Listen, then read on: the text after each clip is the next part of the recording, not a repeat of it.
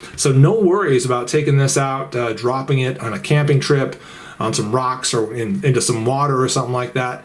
It's going to survive just fine, and this is going to be a good durable light.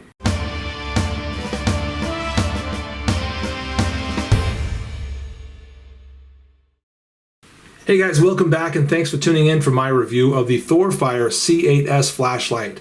Thorfire did send me this light for testing and review, and boy did I test it. Dunked it, dropped it several times, gave it a good throw test and everything else, and we're going to show you all that during the course of this review. And when I'm done, guys, I think you might agree that this could be one of the best flashlights you can get for the money. And how much does this flashlight cost? I might as well throw that out there now.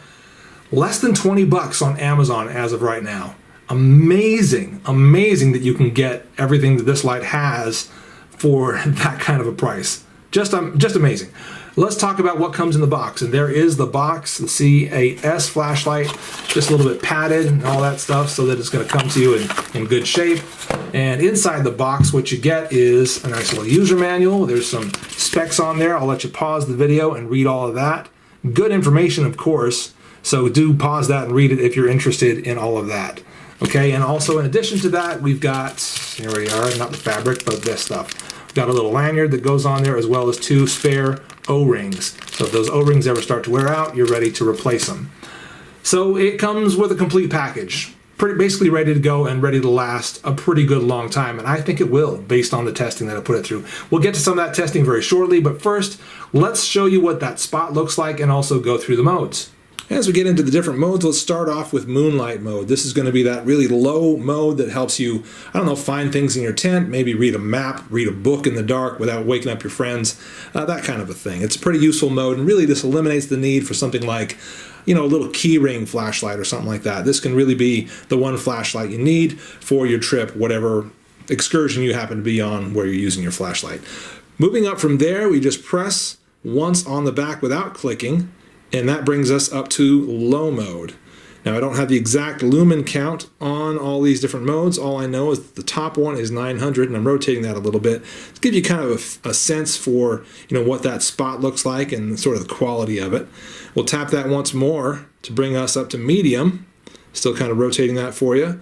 And then lastly to high. And this is extremely bright, and it's difficult for you to see this or be able to tell from your perspective, but this is illuminating the whole room right now. And I'll go ahead and shine that at the ceiling to give you sort of a sense of what it's doing in the room. And you can see the wall that it was just on is completely illuminated by that spot. So again, this is a very, very bright mode. 900 lumens is what they advertise it as. Very, very useful for sending that beam way, way out, probably for hunting. Also for just identifying targets or objects at a good distance. Now lastly, we have strobe, and in order to get to strobe, from whichever mode you're in, you just kind of do a quick double press on the back of that light. And now I'm in strobe mode. And I don't want to give you a big headache, so I'll go ahead and press that once again to bring me into high. And once again, just to demonstrate, I'm here in moonlight mode. I can do that double press and go straight into strobe. So once again, from whatever mode I happen to be in, I can reach that strobe mode with that simple double press. And now doing a little test for throw, let's try the C8S at around 60 yards. We're going to start with high mode and work our way down. So there is high, and that is my camp chair out at, like I said, about 60, 65 yards or so. Pretty easy to see at this distance, and that is both through the viewfinder and with my eyes. And I could imagine seeing far beyond that, actually 100 plus yards, probably through an optic, magnified optic. I'd probably be able to identify coyotes, rabbits, whatever with this light.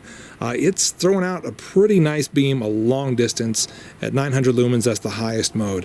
So skipping down to first moonlight, then low, then medium, we are still getting a little bit of that chair. We can still see it. And then back up to high, as I said before, very, very easy to identify. Now let's talk about how it did in some of those water and drop tests. In the water test, dropped it in a little jug of water, let it sit there for a good half hour plus as it kind of sloshed around, and it did just fine. No water got in there whatsoever. Opened it up and made sure it was perfectly dry, just dry as a bone down in there, and absolutely no problems whatsoever. Kept running, Was able to switch through the modes afterwards, no problems at all. So it's perfectly waterproof as you're going to need a light of this sort to be.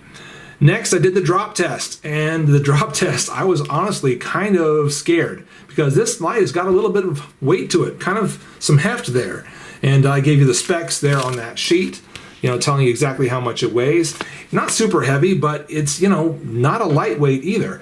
So it gets a little bit of momentum as it drops. So dropping it from about waist height, maybe chest height, did that a good 5 times and got a few dings on it here and there.